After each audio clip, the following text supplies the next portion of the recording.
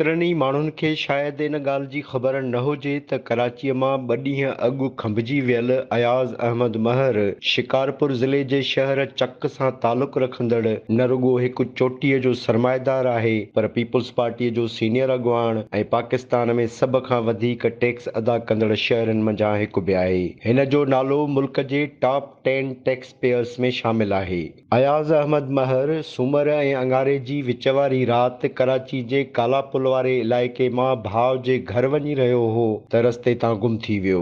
वारसनि मूजिब संदसि आख़िरी location toll plaza मालूम थी। अयाज़ अहमद महर जे वारसनि शक ज़ाहिर कयो त खेसि खंभियो वियो आहे। अयाज़ अहमद महर जे नंढे भाउ ऐं चक टाउन कमेटी जे चूंडियल चेयरमैन नवीद अहमद महर पंहिंजे वीडियो बयान में सिंध सरकार, आर्मी चीफ ऐं ॿियनि खे भाउ जे बाज़ियाबीअ लाइ मदद जी अपील कई। इन बातों से हटके कल से अयाज़ भाई का गुम हो जाने की वजह से जो हम लोगों के ऊपर प्रेशर है और वो जो हमारी फैमिली परेशान है वो अपनी जगह पे, लेकिन अपने इलाके वासियों ने जो हमारी सपोर्ट की है मैं उनका शुक्रिया अदा करना चाहता हूँ। और हुकूमत पाकिस्तान से, चीफ जस्टिस से, चीफ ऑफ आर्मी स्टाफ से और सारे स्टेक होल्डर्स से, सीएम से, पीएम से ये रिक्वेस्ट करता हूँ कि मेरे भाई को बाजियाब करवाएं। 2 ॾींहं गुज़रण बावजूद भी जॾहिं अयाज़ अहमद महर जो को ॾसु पतो न पियो त संदसि वारसनि जे अपील ते सियासी समाजी तंज़ीमुनि, महर बिरादरी ऐं शहरनि पारां बबरलू बाईपास वटि धरणो हयो वियो, जंहिं सबबि सिंध ऐं पंजाब जी ट्रैफ़िक मुअतल थी वई।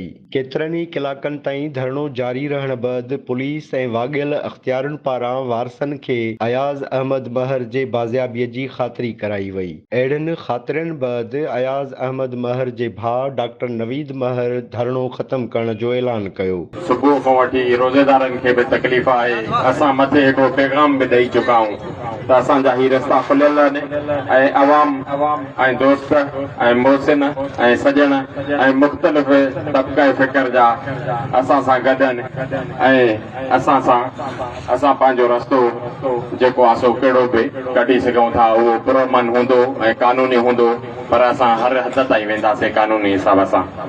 सो मां दोस्तनि जी गॾियल सलाह सां इन ॻाल्हि ते बीठो आहियां त असां हिते पहिरियों दफ़ो आया आहियूं। मूंखे उमेद आहे त असांखे अॼु सुबुह में का ख़ुशख़बरी मिली वेंदी, पर हाणे जेको आहे सो रमज़ान ऐं रोज़े जे करे अॼोको जेको इतिजाज आहे इहो असां पोइते कयूं था पिया ऐं इन मुलतवी कयूं था इन उमेद सां त ॿीहर असांखे ज़रूरत न पवंदी इंशाअल्लाह ताला।